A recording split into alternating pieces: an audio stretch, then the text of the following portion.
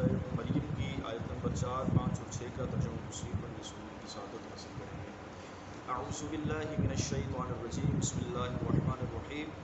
قال رب انی وهن العظم منی واشتعل الراس شیبا ولم اکن بدعائک رب شقیا۔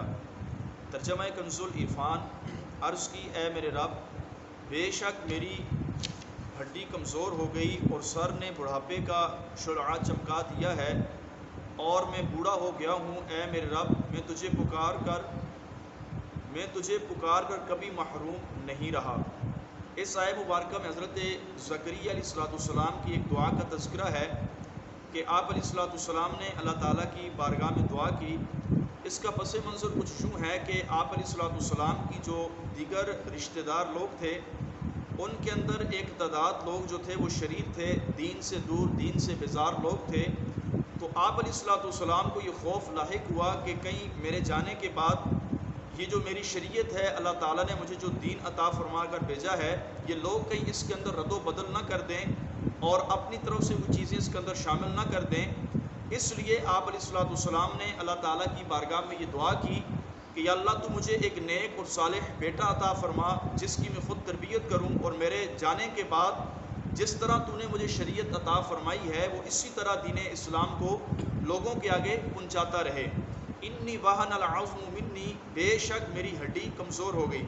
حضرت زکریا علیہ السلام نے اپنی دعا کی ابتدا اس طرح کی کہ اے میرے مولا، تو جانتا ہے کہ میں بوڑھا ہو چکا ہوں اور بڑھاپے کی کمزوری اس انتہا کو پہنچ چکی ہے کہ سب سے مضبوط عضو ہڈیاں میری کمزور ہو گئیں، اور جب یہ کمزوری ہو چکی تو باقی اعضاء کا حال بیان نہیں کیا جا سکتا، اور میرے سر کے بال بھی سفید ہو گئے۔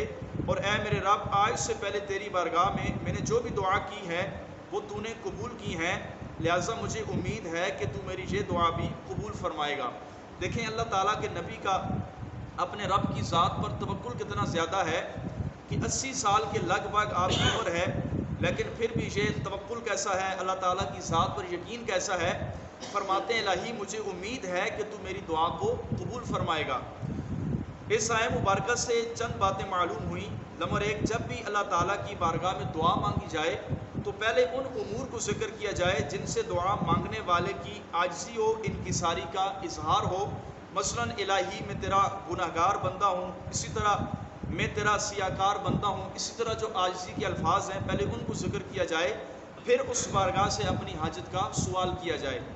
اسی طرح اپنی حاجت عرض کرنے سے پہلے اپنے اوپر اللہ تعالیٰ کی نعمتیں، اس کی رحمت اور اس کے لطف اور کرم کا ذکر کیا جائے، یعنی جو اللہ تعالیٰ نے نعمتیں عطا فرمائی ہیں ان کا شکر ادا کیا جائے، اور پہلے جو دعا ہو چکی اسے دوبارہ کرتے وقت اللہ تعالیٰ کی بارگاہ میں وسیلہ بنایا جائے جو بندے کی دعا قبول ہوئی۔ اسی طرح انبیاء کرام کی دعائیں قبول ہوتی ہیں، اس لیے ان سے دعائیں کروائی جاتی ہیں۔ یوں ہی اولیاء کرام، بزرگان دین، علماء سے دعائیں بھی کروائی جاتی ہیں کہ بعض اوقات اللہ تبارک و تعالیٰ جل جلالہ اپنے ناقص بندوں کی دعاؤں کو ان کامل بندوں کے صدقے میں قبول فرما لیتا ہے۔ وَإِنِّي خِفْتُ الْمَوَالِيَ مِن وَرَائِي وَكَانَتِ امْرَأَتِي عَاقِرَ فَهَبْ لِي مِن لَّدُنكَ وَلِيًّا يَرِثُنِي وَيَرِثُ مِن آلِ يَعْقُوبَ وَاجْعَلْهُ رَبِّي رَضِيًّا۔ اور بے شک مجھے اپنے بعد اپنے رشتہ داروں کا ڈر ہے، اور میری بیوی بانجھ ہے، تو مجھے اپنے پاس سے کوئی ایسا وارث عطا فرما جو میرا جانشین ہو اور یعقوب کی اولاد کا وارث ہو، اور اے میرے رب اسے اپنا پسندیدہ بندہ بنا۔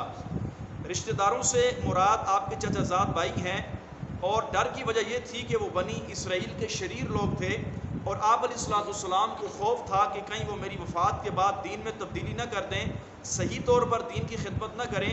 اسی وجہ سے آپ علیہ السلام نے اپنے بعد کے لیے اپنی پشت سے نیک بیٹے کا مطالبہ کیا، اور دین کو زندہ رکھنے کے معاملے میں جو آپ علیہ السلام کی پیروی کرے۔ چنانچہ آپ نے یوں عرض کی، اے میرے رب، مجھے اپنے بعد رشتہ داروں کی طرف سے دین میں تبدیلی کا ڈر ہے، اور میری بیوی بانجھ ہے جس سے اولاد کی کوئی امید نہیں، تو مجھے اپنے پاس سے کسی سبب کے بغیر ایسا وارث عطا فرما جو میرے علم اور آل یعقوب کی نبوت کا وارث ہو، اور اے میرے رب اسے ایسا بنا کہ تو اس سے راضی ہو جائے، وہ تو اس سے راضی ہو جائے۔ وَاجْعَلْهُ رَبِّي رَضِيًّا، اور اے میرے رب اسے اپنا پسندیدہ بنا۔ حضرت زکریا علیہ السلام نے بیٹے کے لیے جو دعا کی تھی اس میں آپ نے دعا کے آخر میں فرمایا کہ اسے اپنا پسندیدہ بنا. اس میں بھی کہتے ہیں کئی راز پوشیدہ ہیں. اس میں ہمارے لیے بھی ایک نصیحت ہے کہ جب بھی اولاد کی دعا مانگی جائے تو اللہ تعالیٰ کی بارگاہ میں نیک و صالح اولاد کی دعا مانگی جائے، ورنہ یہ بھی ہو سکتا ہے کہ دعا مانگی اور قبول ہوئی اور اولاد ایسی مل گئی کہ جس نے اپنے والدین کا جینا ہی حرام کر دیا. ان آیت کریمہ سے دو باتیں مزید معلوم ہوئیں. حضرت زکریا علیہ السلام کا نیک بیٹے کے لیے دعا کرنا یہ دین کے لیے تھا، نہ کہ کسی دنیاوی غرض کے لیے، کہ انبیاء کرام کو دنیا سے کوئی بھی غرض نہیں ہوتی.